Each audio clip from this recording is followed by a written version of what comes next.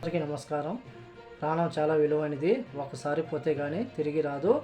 కువైట్లో ఉన్న మన భారతీయులు ఎవరైతే ఉన్నారో ఇటువంటి విషయంలో చాలా అంటే చాలా జాగ్రత్తగా ఉండాలి.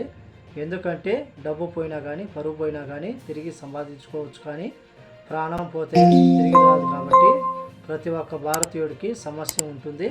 ఆ సమస్యకు చావే పరిష్కారం అనుకుంటే ఎవరు చేయాల్సింది ఏమీ లేదు.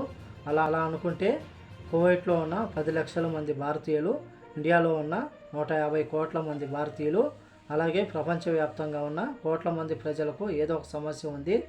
దయచేసి ప్రతి ఒక్కదానికి చావే పరిష్కారం చెప్పేసి ఎవరు ఇటువంటి నిర్ణయం తీసుకోవద్దని కోరుకుంటూ, అలాగే వివరాల్లోకి వెళితే Kuwait criminal evidence department director general major Eid al Hawain గారు స్థానిక మీడియాతో మాట్లాడుతూ, కువైట్లోని ఫోరెన్సిక్ మెడిసిన్ విభాగం ఈ సంవత్సరం ప్రారంభం నుంచి ఆగస్టు చివరి వరకు వివిధ ప్రమాదాలలో 232 మరణాలతో వ్యవహరించి ఆ యొక్క మరణాలను నమోదు చేసిందని చెప్పేసి ఆయన వెల్లడించారు. పరిపాలన, రోడ్డు ప్రమాదాల కారణంగా 128 మరణాలు, మారక ద్రవ్యాలు అధిక మోతాదుల కారణంగా 21 మరణాలు, అలాగే కువైట్లో ఆత్మహత్యల కారణంగా జనవరి నుంచి ఆగస్టు చివరి నాటికి 75 మంది మరణించారని చెప్పేసి, హత్యా కారణంగా 8 మరణాలు నమోదయ్యాయని చెప్పేసి ఆయన వెల్లడించారు. ముఖ్యంగా రోడ్డు ప్రమాదాలు మరియు అలాగే ఆత్మహత్యలకు సంబంధించిన మరణాలు ఎక్కువగా ఉన్నాయి.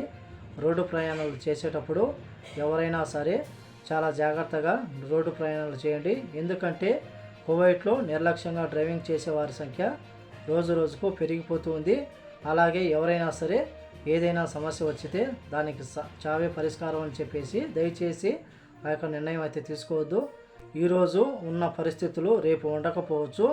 ఈరోజు పరిస్థితులు ఇలా ఉంటే రేపు ఎలా ఉంటుందో ఎవరికీ తెలియదు. కాబట్టి అందరూ ఇటువంటి విషయాలలో చాలా జాగ్రత్తగా మానసికంగా ఉండాలని చెప్పేసి ప్రతి ఒక్కరిని కోరుకుంటూ, ఈ వీడియో నచ్చితే లైక్ చేయండి, షేర్ చేయండి, సబ్స్క్రైబ్ చేసుకోండి.